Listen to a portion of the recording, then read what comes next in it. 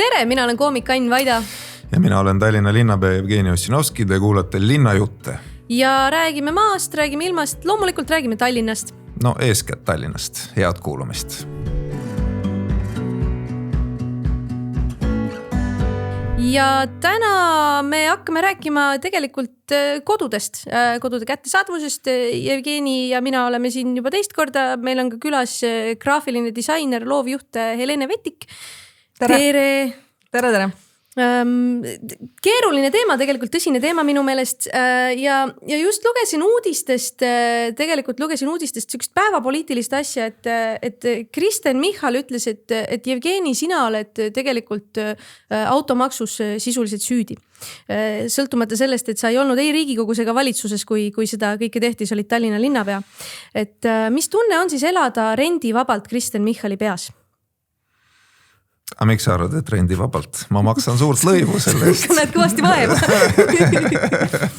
Tallinn on ju ääretult suur linn, pidevalt kolib inimesi juurde ja seetõttu kinnisvarahinnad muud kui kasvavad.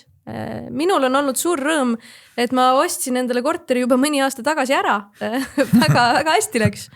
Praegu enam ei saaks. Sama. Ja. Ma ostsin mingi 5 aastat tagasi, täpselt siis, kui esimene lockdown oli, siis korraks kõigil oli paanika ja keegi ei ostnud ja siis juhtumisi soetasin endale võib-olla tollel hetkel tolles ruumalas kõige odavama korteri üleüldse Tallinnas, mis nõudis 2 aastat räiget tööd, et ta üldse nagu oleks korter. Mitte isegi black box, vaid lihtsalt tükk betooni oli alles sellest pärast lammutamist ja rasket tööd on ju.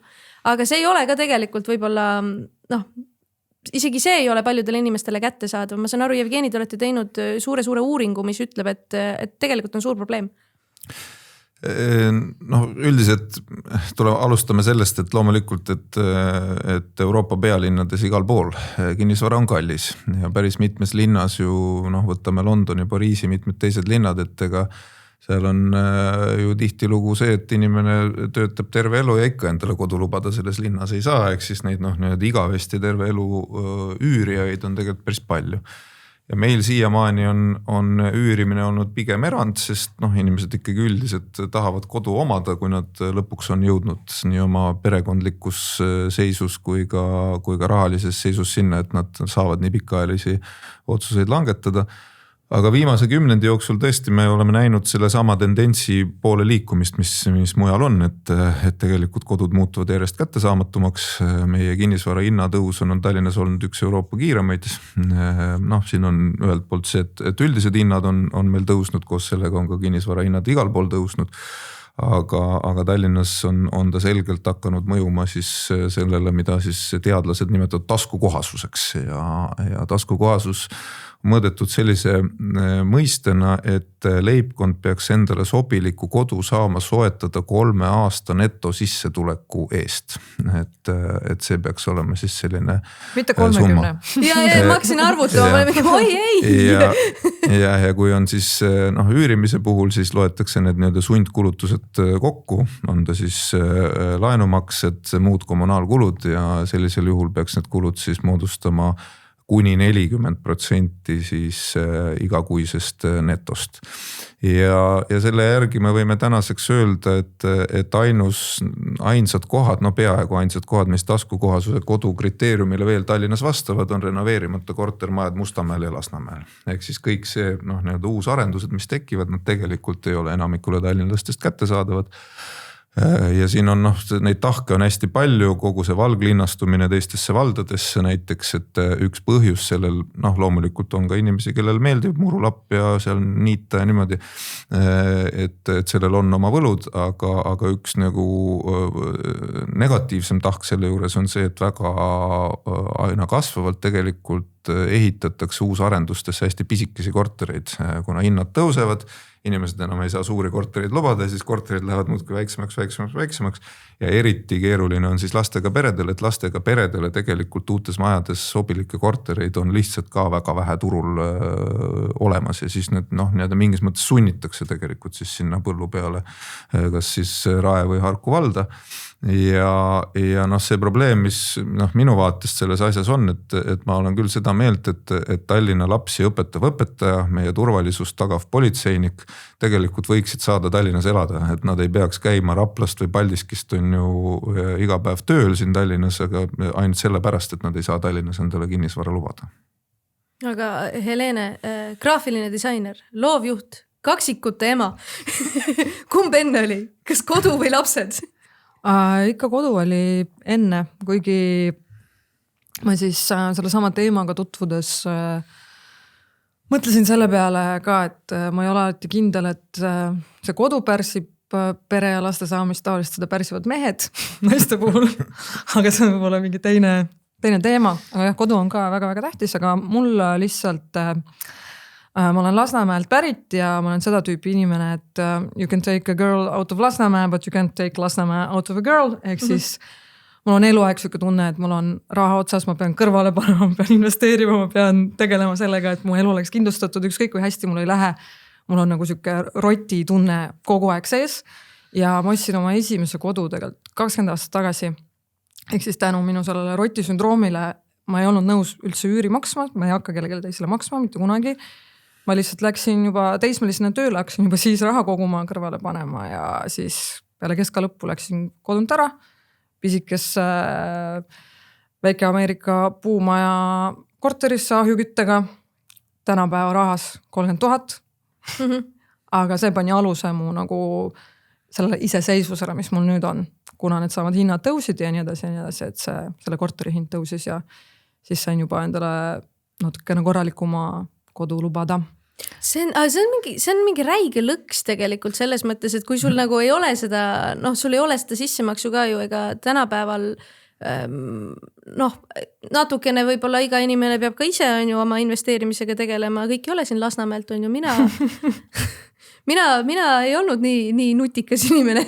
Ei, et lihtsalt, et kui sa alustad nagu üürides on ju, siis sa hakkad nagu mõtlema, et tahaks osta on ju, võib-olla on isegi sissemaks olemas. Et siis sul on nagu, et üks hetk ma sain teada, et korteri ostmisel igakuine kulu väheneb. Nagu see on täiesti tegelikult ebanormaalne olukord minu ajus kuidagi, et kuidas see siis võimalik on, et ma maksan üüri rohkem.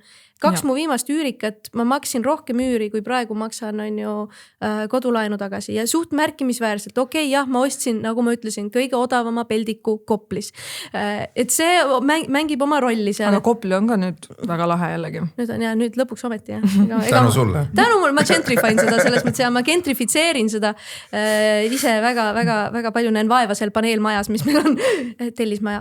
Aga see, et jah, et see nagu see ring, kus sa jääd tegelikult elu alustades, et mul on tunne, et see on veninud pikemaks ja küsimus oli selles mõttes, ma arvan põhjendatud, et mulle tundus küll nagu loogiline, et üürikas ei taha nagu last kasvatada, sest kunagi ei tea, kas visatakse välja, et see on nagu üpriski ebakindel tunne on minu meelest selles nagu, et ma ei tea, kuidas teil see tähtis uuring, mis te tegite, kas sealt tuli midagi sarnast välja, mis te teada saite Tallinna kodudest? No üldiselt üürikaid on Tallinnas vähe. Muuhulgas selle tõttu, et me oleme alustanud 30 aastat tagasi sellisel viisil, et kõik said endale kodud päriseks ja suur osa tallinlastest, enamik tallinlastest jätkuvasti on koduomanikud. Aga see muutub tulenevalt sellest, et linn kasvab, ehk siis nii-öelda uus tallinlased, kes tulevad mujalt, neil ei ole sugulasi, kes neile pärandavad korteri olemasolevates kortermajades, nii et nemad peavad otsima endale uusi kodusid. Ja selles mõttes see üürikodude vajadus on kasvav. Aga turg on suhteliselt tagasihoidlik, et mitte öelda, et kehva, sellepärast, et üldiselt neile, kes siis arendavad uusi kortermaju, et nad ei viitsi selle üürimisega jamada ja üldiselt tahavad nad siis kohe maha müüa. Ja teiselt poolt, eks ühiskonnas, eriti Tallinna linnas on ka jõukus piisavalt tekkinud, et päris paljud ostavad endale teisi kodusid, ka välismaalased ostavad endale suvekortereid. On selliseid korterid näiteks vanalinnas arvestatavalt määral, mis kodudena ei tööta, vaid töötavad Airbnb-dena, ehk siis põhimõtteliselt nad võiksid olla ka pikaajalises üüris, aga nad ei ole, sest neid kasutatakse sisuliselt hotelli asendusena ja see tähendab seda, et need inimesed, kellel tegelikult oleks vaja üürida esimestel aastatel enne, kui nad siis endale päris kodu ostavad, et nende võimalused on selle võrra ka ahtamad. Natuke spetsialistidega meil on olnud vaidlust selles osas, et mõned arvavad, et tegelikult eluaeg üürimine on normaalne ja tõesti mõnes riigis on linnasid, seal Austria, mõned teised, Viin, et kus on siis need üürisuhted on korraldatud sellisel viisil, et sul on palju suurem kindlustunne, kui millest sa räägid, eks ju, et sind ei saa päevapealt välja visata, on ka selliseid nii-öelda kogukondlikult hallatud üürimaju, kus on selline, on tõesti võimalik sisuliselt terve elu elada. Aga mina ütleks küll, et ikkagi nii-öelda kodu omamine on teatud nagu selline baasvajadus inimestel, mulle vähemasti tundub, nii et loomulikult inimesi on erinevaid, et on neid, kes on ju siin paar aastat elavad ühes kohas, paar aastat teises kohas, nende puhul polegi küsimust, et see on nende viis oma elu korraldada, aga suur osa inimesi siiski lõpuks ma arvan tahaks endale kodu omada. See väärtus on kindlasti ka näha selle järgi, et näiteks kui me võtame nii-öelda maksetõrkeid, et kui palju siis laenusid nagu teenindatakse või ei teenindata, et siis inimesed on valmis arusaadavalt enne loobuma autost, kui loobuma oma kodust. Ehk siis näiteks kodulaenu tagasimaksetega on pankadel kõige vähem probleeme, et ka nii-öelda vaesemad leibkonnad, kellel on näiteks ma ei tea, on töökaotus olnud või midagi sellist, et nende majanduslik olukord on halvenenud, siis tegelikult kõige viimane asi, millest nad loobuvad, on oma kodu, ehk siis nad püüavad seda hambad ristis siiski alati ära maksta, nii et ma ei arva, et meil selles mõttes meie nii-öelda lahendus peaks olema see, et ehitame lihtsalt üürimaju kõik linna täis ja las inimesed siis elavad, eks ju, üürikodus, et pigem on see, et kui inimesed, noored pered näiteks kolivad, eks ju, kodust välja, lõpetavad ülikooli, neil ei ole kohe kas aru saama või siis vajalikku ka sissemakset, et enda kodu soetada. Näiteks ei ole veel lapsi, aga on plaan neid kunagi saada. Et siis sa tegelikult ka ei tea, kui suurt kodu endale ostma hakata. Et siis sellise esimese Tallinna koduprogramm võiks Tallinnal olla. See puudutab ka neid inimesi, kes näiteks kolivad teistest linnadest siia, ei tea, kui kauaks jäävad või ka välismaalt tulevad siia, eks ju, tööle, nad ei tea, kas nad jäävad siia aastaks või 8, eks ju, või 10. Ja kui nad on siin nii-öelda kohanenud selles üürikodus, et siis nad lõpuks liiguksid ikkagi välja ka nii-öelda oma kodu suunas. Aga seda esimest sammu hetkeseisuga väga paljudel teha pole võimalik, sest adekvaatse hinnaga üürikodu pole saada. See esimese Tallinna koduprogramm kõlab väga armsalt tegelikult. Kõlab natuke suurejooneliselt jah, aga tervikuna Tallinna linnal on siiani selline elamupoliitika üldse puudunud. Et elamupoliitika sisu on olnud 2 elamuehitusprogrammi, ühe käivitus kunagi Tõnis Palts ja teise siis Edgar Savisaar. Ja siis on ehitatud suuri siis sotsiaal- ja munitsipaalmaju. Valdavalt on neid ehitatud nendel põhimõtetel, mille osas teadlased juba 60-ndatel ütlesid, et seda teha ei tohiks. Ehk siis näiteks meil on suur sotsiaalmajade rajoon on Raadikul, sinu kallil Lasnamäel, kus tegelikult on siis sotsiaalselt probleemset sihtrühma nii palju kokku tõstatud, et sisuliselt Lasnamäe linnaosa lastekaitsespetsialist peab püsikohaga olema tööpäevadel seal, lahendama neid juhtumeid. Et sellist asja tegelikult teha ei tohiks, et selle asemel peab tekkima palju mitmekesisem ja adekvaatsem nägemus selles osas, et kuidas siis elamu probleeme, mis Tallinna linnas on, hakata lahendama niimoodi tsentraalselt seda küsimust suunama. Ja teine on Koplis. ja Põhja-Tallinnas on ka päris mitmeid selliseid kohti ja nagu me näeme nii linnaelanike tagasisidest kui ka nii-öelda analüütiliselt kaartide peal, siis loomulikult see tekitab probleeme. Ja ma ütlen, et see on ju teistes linnades igal pool läbitud, igasugune council housing, mis nii-öelda koondab kokku probleemset sihtrühma, alati võimendab neid probleeme ja aita kunagi neid lahendada. Ja selles mõttes, et ega mul on, minu meelest on iseenesest Koplis on selles mõttes tore, et seal on kõrvuti on nagu uus arendus ja siis sotsiaalmaja, et see on natukene vähemalt sedagi nagu on, et ei ole kõik selline klassikaline magala või midagi, et natukene nagu tekkimas mingit mingit erisust. No siin tuleb ka kahte sihtrühma hästi selgelt eristada, et üks on tõesti need inimesed, kes seaduse järgi kohalik omavalitsus peab neile kodu pakkuma, sest neil ei ole majanduslikult võimalik seda teha. Et need on inimesed, kellel on tõsised toimetulekuraskused, neil on reeglina sõltuvushäired, need on vanglast vabanenud ja nii edasi, et meil on vastutus nende inimeste ees, nad peavad saama, eks ju, sotsiaalkorteri. Ja hoopis teine seltskond on siis tegelikult õpetajad, päästjad, noored pered ja nii edasi, neil ei ole tegelikult muud sotsiaalset probleemi peale madala sissetuleku.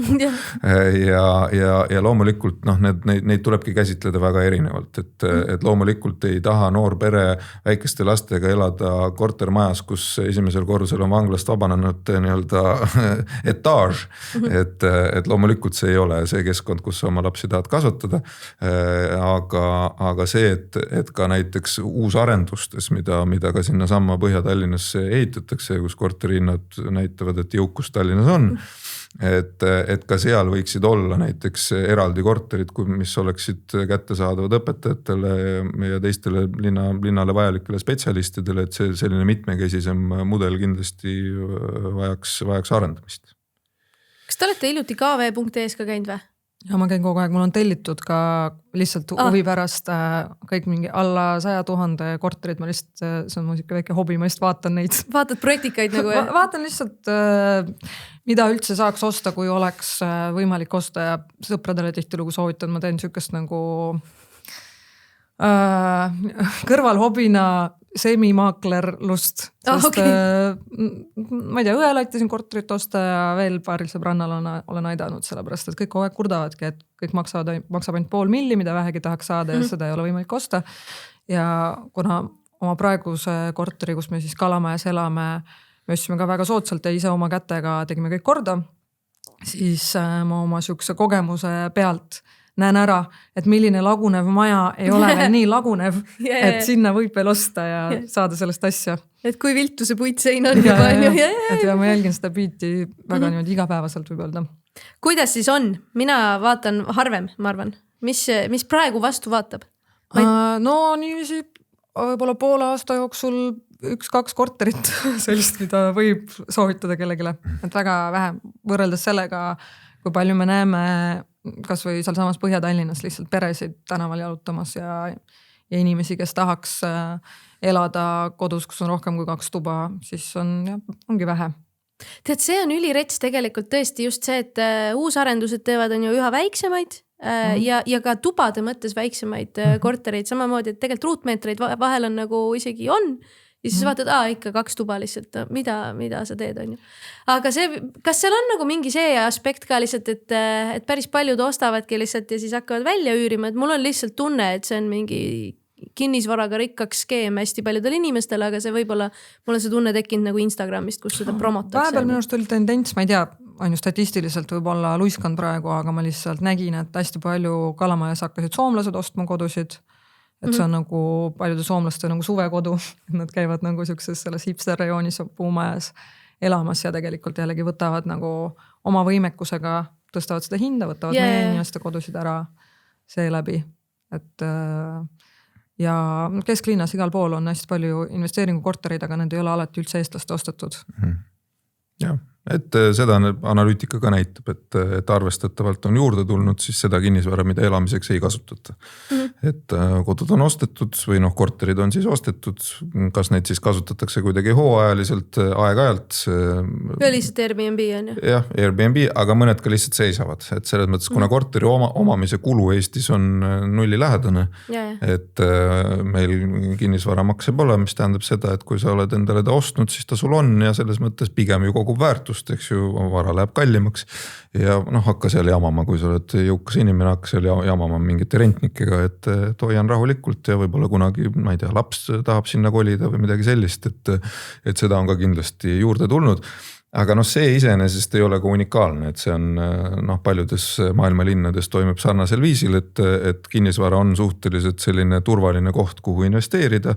Ülejäävat raha madala riskiga tootlus ei ole kuigi suur, aga kindel värk, et linn jääb ikka püsti koos majadega, et sõltumata majandustsüklist, et ühel hetkel on see varaväärtus on suurem. Aga ma arvan, et et üks selline noh, kui mina olen KVE-d vaadanud ja noh, selle sama teema nagu käsitluse raames me oleme tõesti seda vaadanud siis ja ka arendajatega suhelnud, siis tõsi ta on, et korterid on väiksemaks muutunud põhiliselt inimeste maksevõime tõttu. Et sul, kui sa teed, noh, ruutmeetril on oma hind, sellest saame ka rääkida, et tegelikult Tallinnas saaks ka ruutmeetri hinda alla tuua, kui planeerida kiiremini ja anda võimaluse tegelikult rohkem arendada. Ja kui hinnad on tõusnud, inimesed ei suuda enam seda hinda maksta, seega, et turul üldse oma korter maha müüa, siis sa peadki teda aina rohkem kingakarbi suuruseks suruma. Ja sellega sa ajad sealt noh, põhimõtteliselt potentsiaalsest klientuurist kohe ära need inimesed, kellel on rohkem tube vaja, nagu näiteks lastega pered ja nad peavadki siis kolima kuskile Murastesse või Peetrisse. No Peetri on juba siin peaaegu Tallinna linn, et aina kaugemale mine ikka Sauele. Jah, Tallinnast aina kaugemale selles kontekstis ka liigume. Ja see, kus noh, mis on kättesaadavuse mõttes tõesti olemas, on korterid, noh, mille nii-öelda standard on selline, kus üldiselt noh, kõik elada ei taha. Ehk siis nad on rekonstrueerimata korterelamud ja see on ka koht, kus me näeme tegelikult ja ka uuringu autorid näevad, et see on suur edasimineku võimalus, et kus linn ja riik või noh, nii-öelda avalik sektor saab sellele teemale õla alla panna, on see, et kiirendada renoveerimist. Ehk siis, kui sul on täna siis see kortermaja, mis noh, põhimõtteliselt seal on kodu olemas, aga seal ei ole ventilatsiooni, eks ju, ta on soojustamata, seal on suured küttekulud, et kui sa paned õla alla, et ta tehakse korda ja ta nii-öelda elukvaliteet muutub tänapäevaseks, siis sellega tegelikult kvaliteetse kodu nii-öelda taskukohasus suureneb.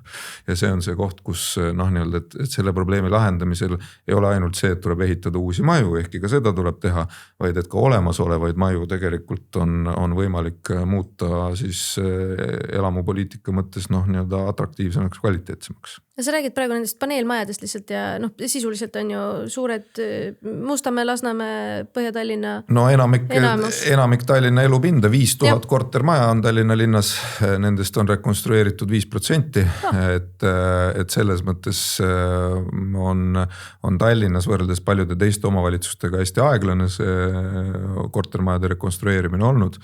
Ja sellel on noh, loomulikult otsene hind nende inimeste taskutele, kuna nad maksavad kõrgeid küttekulusid ja teiseks siis noh, siiski ka elukvaliteedile, sest ilma ventilatsioonita vanad paneelmajad on ilma ventilatsioonita vanad paneelmajad ja siin meil tegelikult need nagu sisulised lahendused on ju olemas ja me teame, et kui terviklikult majad ära rekonstrueeritakse, siis nad muutuvad väga, väga heaks kinnisvaraks. Nende hind, väärtus tõuseb, eks ju, ja nende elukvaliteet seal sees ka oluliselt paraneb, nii et see on see koht, kus kindlasti tuleb õlga alla panna selles protsessis, et tõesti seda probleemi lahendada. Raha juurde lihtsalt. No see pole ka nii lihtne, et raha juurde, et näiteks praegu on suurte kortermajadel on eraldi taotlusvoor olemas selles riiklikus tähtsas EISAs, kus on raha isegi üle, aga Tallinnast ei ole tulnud mitte ühtegi taotlust, et kortermajad tegelikult ei suuda nende otsusteni jõuda.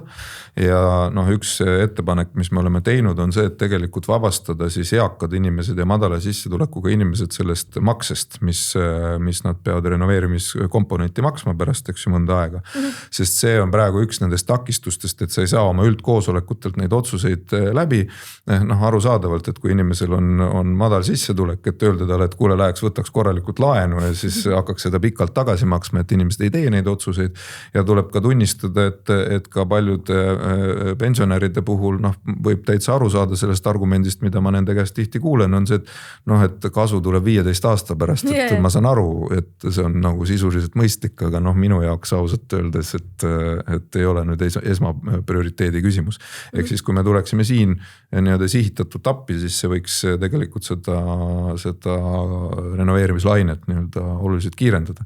Teine idee, mis on natukene toorem, aga sisuliselt siin eriti EKA on sellega toimetanud, on see, et olemasolevatele paneelmajadele tegelikult on võimalik ka juurde ehitada näiteks korrus peale teha ja kui sa ehitad, lased kortermajal, noh, nad on tüüpprojektid valdavalt, eks ju, et kui sa kooskõlastad nii-öelda arhitektuurse lahenduse ära ja ehitad sinna ühe korruse peale, noh, sinna tuleb ütleme 10 korterit juurde, siis need 10 korterit on korteriühistul võimalik maha müüa ja selle raha eest tegelikult terviklikult oma kortermaja ka rekonstrueerida, et ka sellisel viisil on võimalik siin lahendusi pakkuda. See on päris lahe. Aga samas see eeldab siiski nagu korteriühistute absoluutselt. Ühismõtlemist, mis tavaliselt on ju mega suur takistus. Jah, et absoluutselt ja sellepärast me Tallinnas hakkame nüüd käivitama ka sellist renoveerimiskeskust või agentuuri, et meil tekivad tegelikult inimesed, kes hakkavad nõustama korteriühistuid, neid nii-öelda tagant utsitama, et tegelikult seda on kõike võimalik teha, et need projektide ettevalmistamine ei ole nii keeruline, et see süsteem on Eestis tegelikult väga hästi sisse töötatud ja see ei ole nii keeruline, kui see nagu esmapilgul tundub. Aga noh, eks me teame, korteriühist on oma mikroorganism ja seal on igasuguseid allhoovuseid ja asju ja ka palju väiksemaid probleeme tihtipeale ei suudeta korteriühistus ära lahendada, et kellel on üks parkimiskoht ja kellel teine parkimiskoht, nii et selles mõttes, et eks see kultuur veel vajab meil kindlasti ka arendamist. See nõustamise idee või agentuur, kes nõustab inimesi, kas on olnud just nagu paneelkade vaates või üleüldise ka puumajad ja kõik muud asjad, mis meil kõdunevad? No me alustame sellest, et kus on kõige suurem nii-öelda kasu, eks ju, kõige suurem kasu on suurtes paneelmajades, et väikestes korteriühistutes, mis on valdavalt need puumajad, paljud neist Põhja-Tallinnas, et seal loomulikult ka on vaja neid samu asju ette võtta, aga seal on mõju on väiksem, otsuseni jõuda natuke keerulisem, tüüpseid projekte on vähem, eks, et noh, näiteks meil on korteriühistutega või paneelmajadega on ju selles mõttes see nii hästi sisse töötatud, see on tegelikult maailmas unikaalne muideks, et on võimalik rekonstrueerida terviklikult hoone niimoodi, et elanikud elavad sees. Ehk siis nad tulevad, teevad sul fassaadi, sul läbi olemasolevate šahtide veetakse ventilatsioon, eks ju, need tööd tehakse niimoodi, et inimesed elavad seal sees, et üldiselt noh, kui ma räägin oma kolleegidele teistes Euroopa linnades, siis nad ütlevad, kus te need inimesed panete, kui te maju rekonstrueerite, kuskile ei pane, elavad seal edasi, loomulikult see ei ole noh, kõige mugavam periood, eks ju, elus, aga läheb mööda. Ja noh, nüüd meie järgmine etapp, kus me oleme jõudnud, on see, et meil on ka olemas ju tehaseline renoveerimine, mis tähendab seda, et need paneelid tehakse enne tehases valmis, tullakse objektile, siis pannakse niimoodi, plasterdatakse peale ja on sisuliselt mõne nädalaga on tegelikult need tööd tehtud, nii et seda me oskame tegelikult väga hästi. Ehk siis tegelikult ongi just mõistlik hakata neid Mustamäe ja Lasnamäe elamiskõlbmatuid kodusid ostma. Varsti teete korda. Ja, see võiks olla päris hea äriidee, see on tõsi. Ja me teeme ka esimest pilootprojekti Mustamäel, kus on ka välisrahastus taga, on see, et me teeme 4 kortermaja korraga. Ehk siis korraga on nii-öelda rekonstrueerimis kõik 4 kortermaja ja ka kortermajade vahelised hoovid ja linn teeb ka hoovid korda seal, mis annab sellist nagu täiendavat lisandväärtust, et see ei ole mitte ainult see, et soojustame majad ära, vaid loome sinna ka normaalse ruumi sinna kortermajade vahele ja see nii-öelda suurendab seda atraktiivsust siis ka korteriühistute jaoks.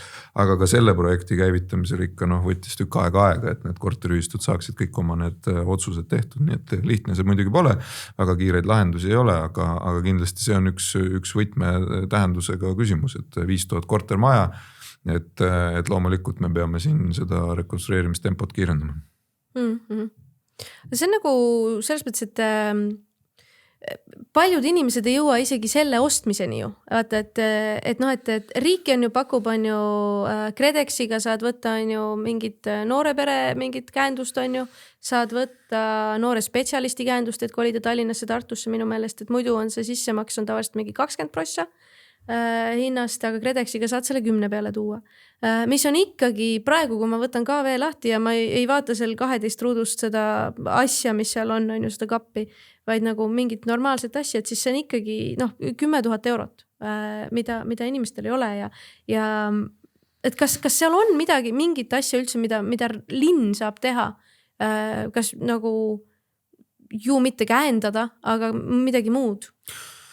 Noh, teoreetiliselt saab ka käändada, küsimus on lihtsalt selles, et siis me peame ütlema, et pank hindab finantsriske valesti, mina ei julge öelda, et mõni munitsipaalametnik oskaks seda paremini teha.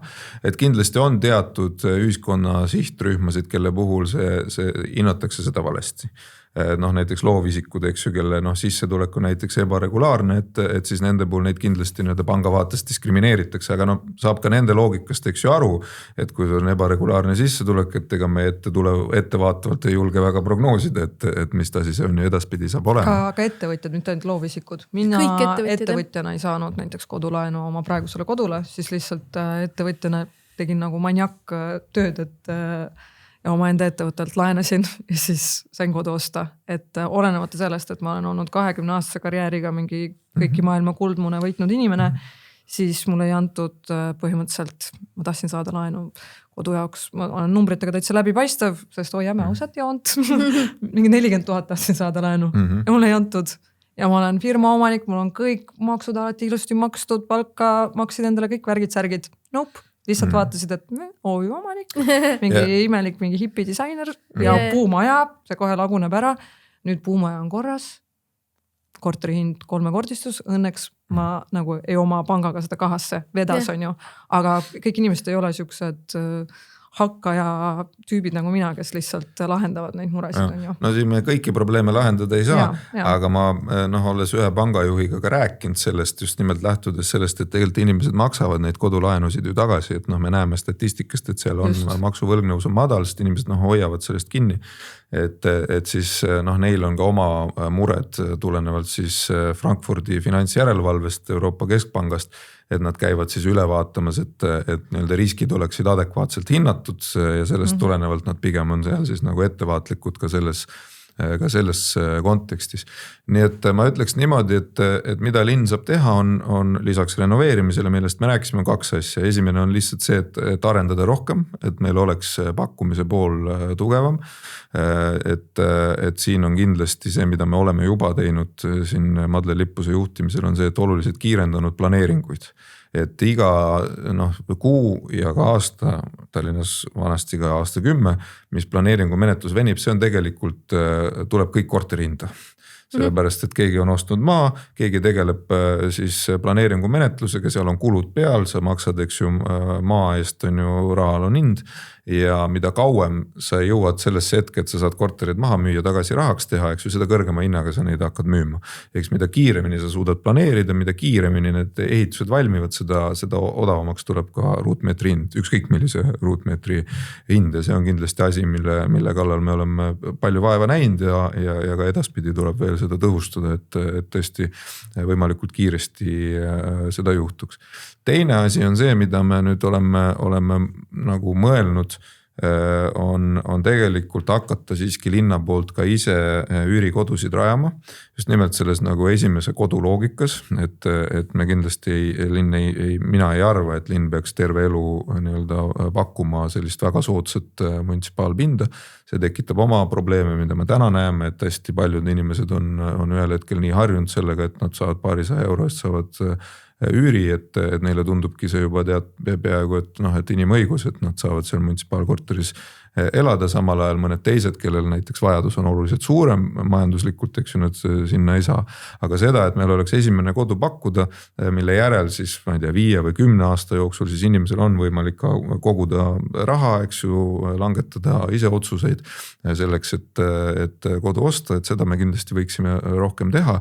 Ja siin me oleme tõesti pakkunud välja sellise mudeli, et linn hakkaks linnamaad ise siis väärindama sellisel viisil, et me leiaksime selle maatüki, kuhu kortermaja võiks rajada, viiksime ta ise ehitusloani, ehk siis planeeringu teeksime ära, viiksime ehitusloani, see on üks suur risk, mis tõstab hinda, eks ju, arendaja jaoks, et nii kaua, kuni ta ootab linnalt tegelikult neid kooskõlastusi. Ja siis sellel hetkel, kui me hakkame seda kortermaja rajama, et siis me kaasaksime sinna erainvestorid, lubaksime neile stabiilset, suhteliselt madalat, aga stabiilset tootlust 30 aastaks, ütleksime, näete, et te võite nii-öelda finantsinstrumendina siia panustada. Sellest tuleb üürimaja, mida linn hakkab haldama, me hakkame seda välja andma siis õpetajatele, noortele peredele ja nii edasi. Ja sellisel viisil me näeme, et me nüüd järgmise 10 või 5 aasta jooksul võiksime käivitada siis hoopis teistel alustel siis sellise elamuehituse siis loogika. kus me tõesti noh, sellist esimest kodu suudaksime soodsamalt turule tuua. Aga noh, selle arusaamaga, et need ei ole eluaegsed nii-öelda korterid, vaid tõesti, et see on lihtsalt selline esimene nii-öelda stardihüppe, ta on madalam kui turuhind on mingil määral. Rahvusvaheline praktika ütleb, et umbes 80% turuhinnast võiks olla siis see munitsipaalkorteri hind. Meil on mõningad munitsipaalkorterid, mille turuhind, mis on turuhinnast 20%, ehk siis linna subsiidium on 80%, eks ju. Ja see toob kaasa noh, tegelikult selle, et sealt keegi edasi ei soovigi liikuda, sest kui sa saad, noh nagu ma ütlesin, et see on siis selline uus idee, millisel viisil me võiksime siit nii-öelda järgmist etappi linna poolt süsteemsemalt juhtida. Aga kindlasti on esimene küsimus inimestel, ma saan aru, et see on väga toores ja nagu noor mõte, aga kuidas ma selle saan, mis konkurssi ma pean läbima, kas ma kvalifitseerun? Jah, see kõik vajab loomulikult väljatöötamist. Et noh, ka hetkel, eks ju, meil on justkui õpetajatele olemas munitsipaalmaja, kus õpetajad elavad. Aga noh, see korterite maht, mida me pakume Tallinna õpetajatel on nii pisike, et no ma ei tea, mis paar protsenti Tallinna õpetajaskonnast saavad seal olla, ülejäänud on kas järjekorras või siiski elavad kusagil mujal. Nii et eks sinna tuleb mingisugused kriteeriumid luua, mille alusel siis seda piiratud ressurssi jagada. Aga noh, mõte on selles, et me suudaksime noh, iga aasta ütleme ideaalis 2 kortermaja tuua täiendavalt turule, mis siis mitmekesistaksid seda pakkumist, aga loomulikult noh, selge, et me kõigile seda korraga pakkuda ei suuda, selleks meil võimekust, lihtsalt ehituslikku võimekust ei ole. No siis see oleks väga suurejooneline ja kui see. No, ja siin on teine asi ka, et ega me ei taha, noh, me tahame teha seda erasektoriga koos, mis tähendab seda, me ei taha seda noh, nii-öelda üle võtta, et nüüd linn hakkab kodusid rajama, et põhiline vastutus siiski on erasektoril ja eraisikul, eks ju, et me lahendame noh, teatud turutõrget, milleks on liig kõrge, eks ju, korteri hind või üürituru ebapiisavus nendele inimestele, kellel on seda esimesel etapil vaja. Ja sellest tulenevalt me peaksime noh, võimalikult palju nii-öelda turulähedase tingimusega arvestama, et vastasel juhul näiteks, kui me teeme väga palju väga soodsaid üürikodusid, siis need, mis täna on eraturul üürikodudena kätte saadavad, lähevad sealt loomulikult ära, eks ju, et siis need müüakse maha ja selle võrra me tegelikult vähendame üürikodude kättesaadavust kuskil mujal. Et noh, põhiline eestvedaja siiski arendajana on meil erasektor ka edaspidi, nagu on ka maadeomanik edaspidi erasektor ja lõpuks nagu öeldud, et me tahame, et ka lõpuks enamik omanikke oleks eraisikud, mitte siis see, et inimene saab elada oma kodus siis munitsipaalametniku armust, et siht peaks ikkagi olema see, et inimesed lõpuks saaksid endale ise kodu lubada.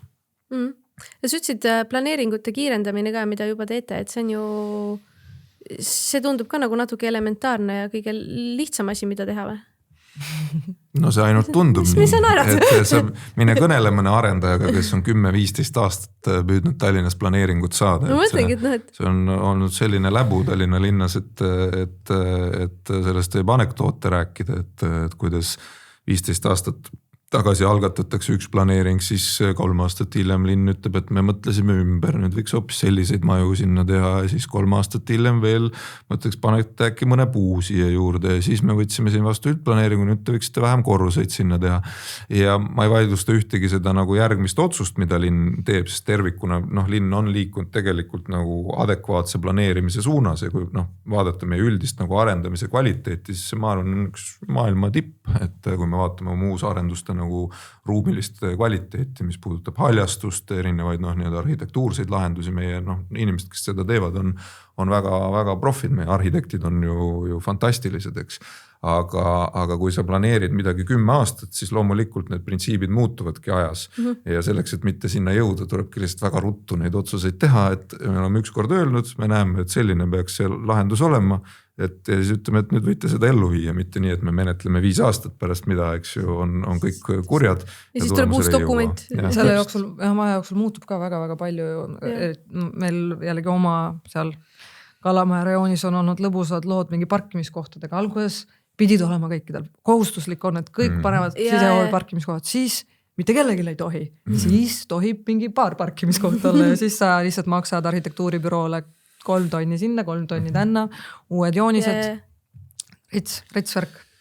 jah, aga see on palju paremaks läinud, meil on olnud juba planeeringuid, üksikuid, aga siiski on planeeringuid, mis on algatamisest kuni kehtestamiseni jõudnud vähem kui aastaga, nii et selliseid näiteid juba on ja noh, ütleme, see kiirem planeeringute menetlus, mis me oleme 3-kordselt sel aastal suurendanud võrreldes varasemate aastatega planeeringu otsuste tegemist, et see veel nii-öelda maastikule ei väljendu, et noh, need nii-öelda kiiremini vastu võetud planeeringud, neid alles hakatakse realiseerima, alles hakatakse ehitama, aga see lähima 5 aasta perspektiivis kindlasti hakkab nii-öelda pakkumise poole pealt siis tulemust ka kindlasti andma.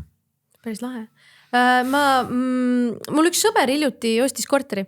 Ja ta ütles, et kui ta hakkas nagu dokumenti kokku leppima, et siis maakler oli ääretult üllatunud, et eraisikuna ostate või? Et see tema jaoks oli nagu uudne olukord, et muud kui oli ainult firmadele müünud on ju, et see minu meelest nagu ilmestab seda pilti päris palju, kuidas siis ilmselt ostetaksegi kas siis nagu investeeringuna lihtsalt seisma, täpselt nagu rääkisime või siis välja üürimiseks. Aga et see reaktsioon lihtsalt, et see tuli tal nagu väidetavalt hästi siiralt, et lihtsalt nagu inimesena ostad. Et see on nagu veidi kurb oli kuulata seda olukorda. Teisalt on ju, ettevõttena ostes saadki käibemaks. Väike maksu optimeerimise mõte võib ka sees olla ikka. Ja just. Plus kui sa elad ise tilikatest ja ei maksa palka endale, siis sul ei olegi ju palka ette. See on siuke mõnus loov inimeste arutelu. Aga see on nagu paratamatu OÜtamine nende puhul, kellel ei kogunegi nii palju, et üldse endale nagu kõik need maksud ära maksta sealt. Jah. Ja siis alati ei ole pahatahtlik lihtsalt seda aga optimeerimine aga alati selgitad pärast, ma ei teinud paha pärast aga ja siis teine huvitav asi oli see, et pärast käibemaksu tõusu nüüd juulis oli korterite järelturg aktiivsem kui juunis. Järelturul, kus ostavad eraisikud, et seal ei ole käibemaksu vaata. Et siin võib olla ka nagu mingi huvitav siuke nüanss, mida me veel ei näe, et võib-olla liigubki nagu mõneks ajaks vähemasti, et hakataksegi just järelturgu vaatama, sest mingid maksud ja asjad löövad nagu seda nagu uusarendust ka hinnas nagu kõrgemale on ju. Et see on siuke, mingi siuke tähelepanek lihtsalt. Tähelepanek. No neid tähelepanek maksu nüanssid mõjutavad tarbijate käitumist väga olulisel määral, et siin sa alguses rääkisid sellest Michalist, et automaksu puhul me oleme ka näinud seda, et kuna eraisikutel on võimalik, mida vanem auto, seda soodsam automaks on, ettevõtete puhul automaksu suurus ei sõltu vanusest ja siis väga paljud autod, mis olid enne ettevõtte nimel järsku selgus, et tegelikult kuuluvad siiski eraomanikele. Mida me praktikas ka teadsime, et nad kuulusid tegelikult eraomanikele. Aga et kui sa tekitad nagu teisipidi stiimuli, et tegelikult ausalt on mõistlikum, et siis näed ka teistpidi tulemust. Et loomulikult need asjad ka mõjutavad. Aga fundamentaalselt ma arvan et selline nagu kogu pilt on meil tegelikult probleemne kõikide jaoks ja seda arendajad ka ütlevad, et arendajatele tegelikult ei meeldi see, kui kortermaja on tühi. Ehk siis kui ostetakse ainult nii-öelda investeerimiseks ja niisest siis need, kes seal päriselt elavad, tegelikult tunnevad ennast ebamugavalt, sest kui sul ei ole ikkagi kortermajas sisuliselt nagu omanikke, kes igapäevaselt seal toimetavad, eks ju, siis see mõjutab kõike, kogu ümbrust, eks ju, mõjutab seda, et kuidas lepitakse kokku, ma ei tea, lambipirnide vahetamises, sellepärast, et neid, kes seal päriselt elavad, on väga vähe. Tegelikult muud infrat ka ju, kui sa mõtled vana linna peale, on ju, ja pooled majad on Airbnb, siis kaob ära ka pood, võib-olla lasteaed või lastehoid paneb kinni. Et kõik see sõltub sellest, kui palju seal päriselt inimesi tegelikult igapäevaselt sees on ju. Täpselt. Ja teiselt poolt loomulikult ega ka nemad saavad aru, et kui kinnisvara hinnad jätkavad sellisel viisil tõusmist, et ega neil pole neid enam kellelegi müüa peale võimalike siis finantsinvestorite ja see tegelikult ei ole ka nende huvides. Nii et ma arvan, et et meil tekiks nagu terviknägemus selles osas, kuidas kodude taskukohasust tagada. Ja ma ütlen, me oleme nii-öelda omalt poolt 3 ideed välja käinud, kuidas seda teha, renoveerimine, siis see planeeringute kiirendamine ja siis ka nii-öelda uute esimeste üürikodude rajamise. Et kindlasti ka teistel poliitilistel jõududel ja muidu kodanikel on kindlasti ka oma mõtteid. Aga ma arvan, et see on nagu üks ääretult oluline teema, kus meil peaks tekkima nagu ühiskondlik arutelu. noh, praegu ta on piirdunud umbes sellisel tasemel, et sotsid tahavad seal mingi kommunismi ehitada, hakkavad sekkuma siin turuvärki, et turg ju toimib, korterid ehitatakse, neid müüakse, nii keegi neid ju ostab, kui neid müüakse. Ja seega et tough luck, et kui õpetaja ei saa seda endale lubada, et siis on ju turg suunab ta viisakalt Raplasse, eks ju. Aga kui me saame nagu sellest etapist üle, et selleks, et linnaruum tervikuna toimiks, et linn oleks selline keskkond, kus me kõik tahame elada, et siis see eeldab muuhulgas ka aktiivsemat omavalitsuse rolli elamupoliitikas, et siis ma arvan, hakkavad ka lahendused tulema. Et mina ei taha, et minu laste õpetaja pärast pikka koolipäeva peaks istuma rongi ja sõitma veel, eks ju, 1,5 tundi koju ja järgmisel hommikul tagasi, sellepärast, et ta ei saa on ju linnas korterit lubada, et see minust on... naabri seisukohast on ka palju mõnusam, kui naaber on õpetaja või päästja või kiirabi töötaja, kui lihtsalt tühi korter soomlasega, kes on oma kodus. Sest, või Airbnb, kus on ja mingi pidu kus käib. On palju rahvast, aga mitte võib-olla alati lugupidav suhtumine teistesse. Ja, aga kas ütleme juhul, kui see oleks 20%, siis mis inimesed saavad säästa, on ju, selle üürihinna pealt, kas 20% on piisav, et panna kõrvale, et tegelikult teha see sissemakse. Sest ma nagu vahepeal niimoodi zone out'isin ja tegin matemaatikat oma peas ja see on siis mingi 1000 euri aastas säästu tegelikult. See sõltub, eks ju, et ega me siis kõiki eripäraseid personaaljuhtumeid lahendada ei suuda. Et eks siin on mitu aspekti, kui me räägime noortest peredest, siis üldiselt see hetk, kust sisenetakse tööturule järgmise 10 aasta jooksul, inimeste sissetulekud tõusevad hüppeliselt reeglina 2-kordselt, mitte kõikidel elualadel, aga tervikuna, eks ju, kõige suurem see sisenemisbarjäär ongi selles, et kui sa oled ülikoolist tulnud, siis sul vara on 0, eks ju, kohustusi ka ei ole, aga vara ka ei ole, eks ju, ja sa alles alustad on ju entry level tööga, et 10 aasta pärast sa oled hoopis teises kohas, aga selleks, et 10 aasta pärast teises kohas olla, sa pead kuskil nagu enne seda elama.